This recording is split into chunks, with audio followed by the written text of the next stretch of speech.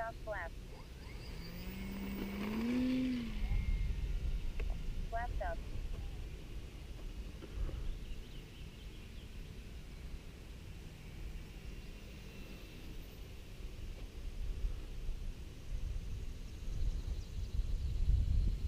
We'll just tool around over the runway here.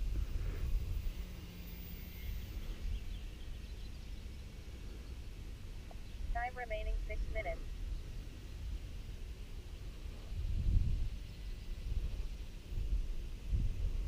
A little coordinated turn.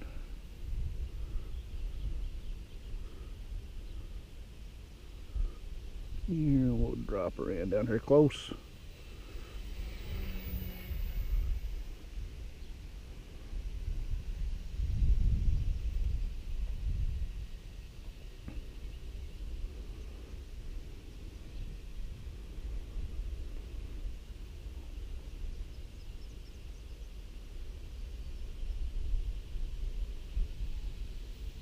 Good flying little plane.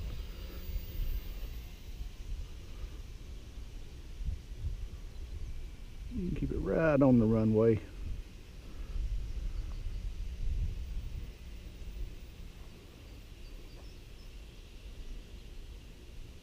Time remaining 5 minutes.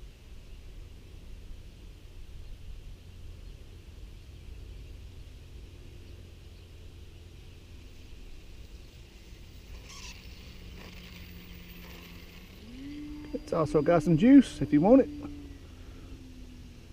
But it's called a slow ultra stick for a reason.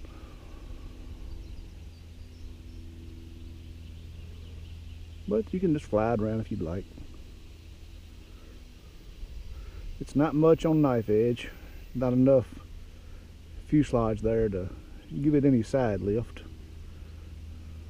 But it'll do rolls and loops and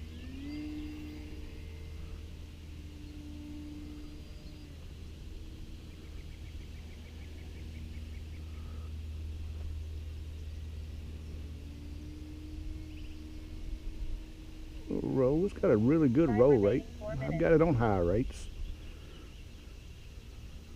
Flying it on a 3-cell 2200 milliamp. Landing flaps. You can throw those flaps down and almost bring it to a stop. Take off flaps. Flaps up.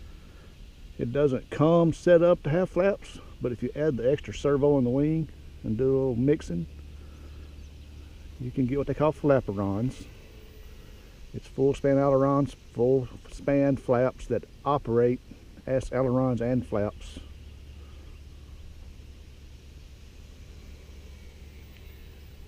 I wouldn't call this a trainer plane, but with a little help, this would be a great first plane. You had somebody teach you the basics of flying, just because it flies so smooth.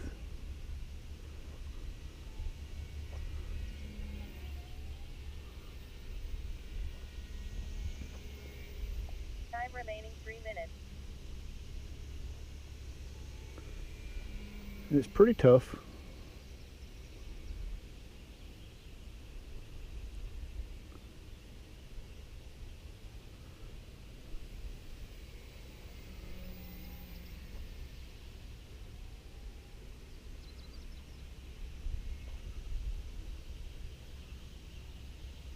We'll go down and come back, see if we can do some one wheel.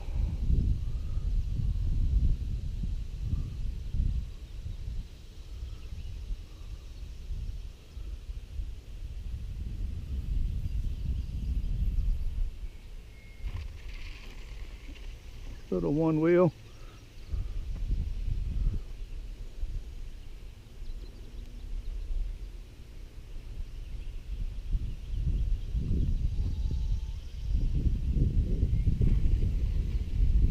Time remaining 2 One minutes. wheel.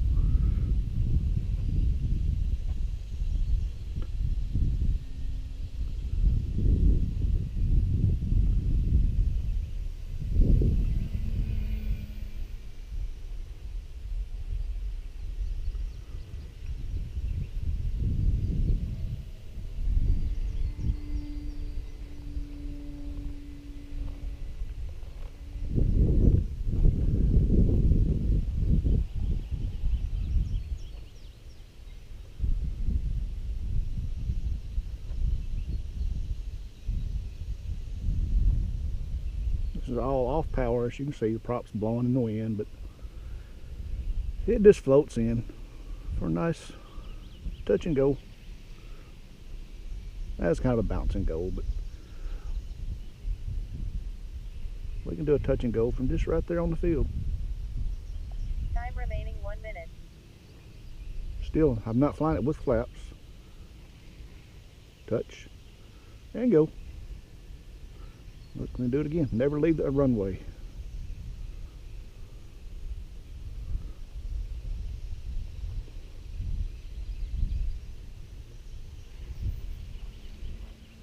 And again.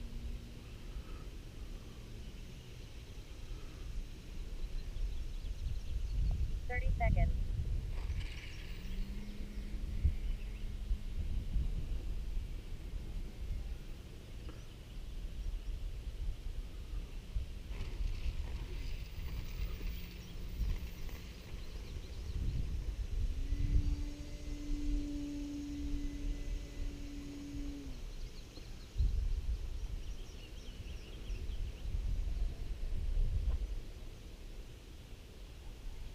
Timer expired.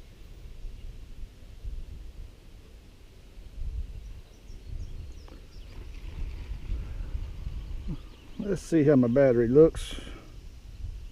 Oh, I still got 60%. I figured I had a lot left because I haven't been doing anything but just flying over the runway. Very low throttle.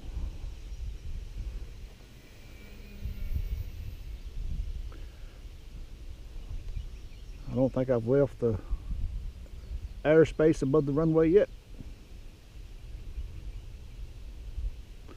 When I first got this plane, one wheel, all I did with it was touch and goes, because I had been away from the hobby for 20 some odd years, and all I wanted to work on was making sure I got them back on the ground safe.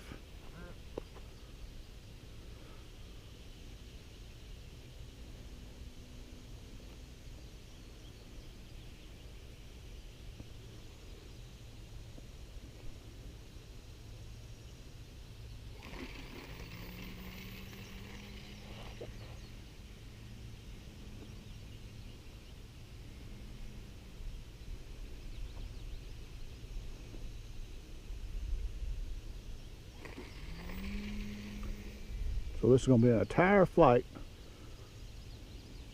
without leaving the confines of the runway. And I did power it up a few times, but overall, just staying on the deck. One touch and go. Two touch and goes. Three touch and goes. I'm about to run out of room.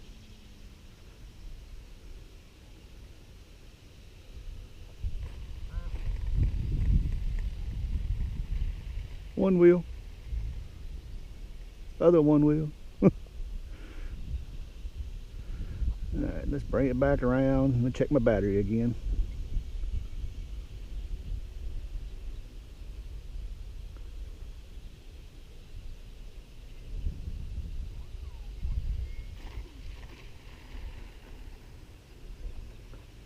Still at 50%.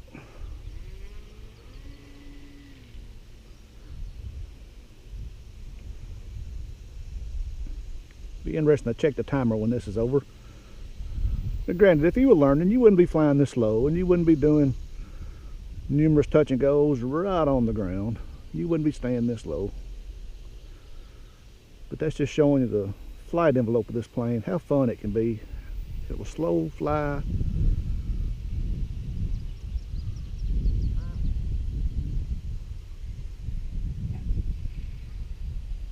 Take off flaps. Put some flaps in.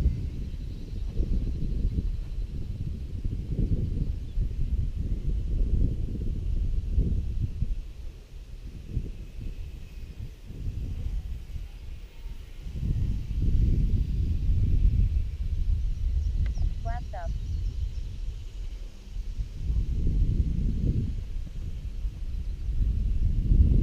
This is going to be a complete opposite when I fly the Viper a little bit. The Viper doesn't come in this slow. If you do, whoa, way down low.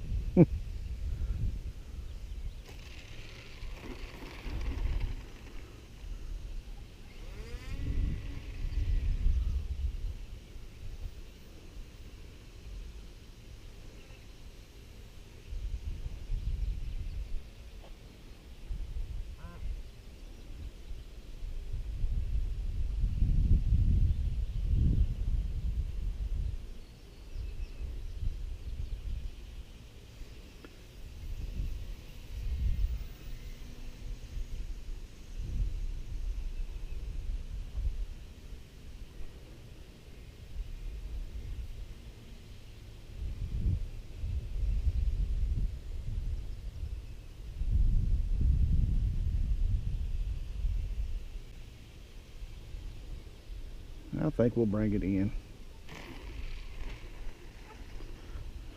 Still showing 40% battery, but this is a smart pack, so it will self-discharge.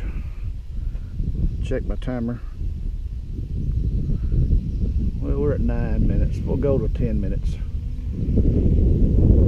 30 more seconds of flight.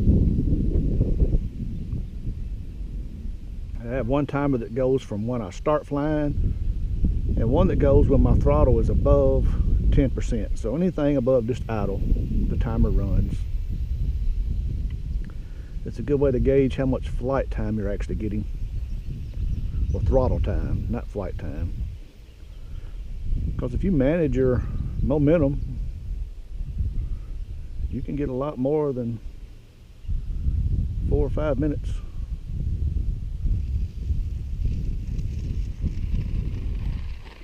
Alright, that's 10 minutes and 13 seconds of flight time. See if you can see that.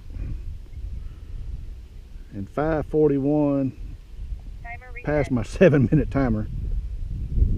So 12 minutes of flying. Reverse flight timer start. Forward thrust. 12 minutes of flying, 10 minutes of throttle. I did just get my warning, but just a great flying airplane. Lots of fun. Stay tuned, we're going to get the Viper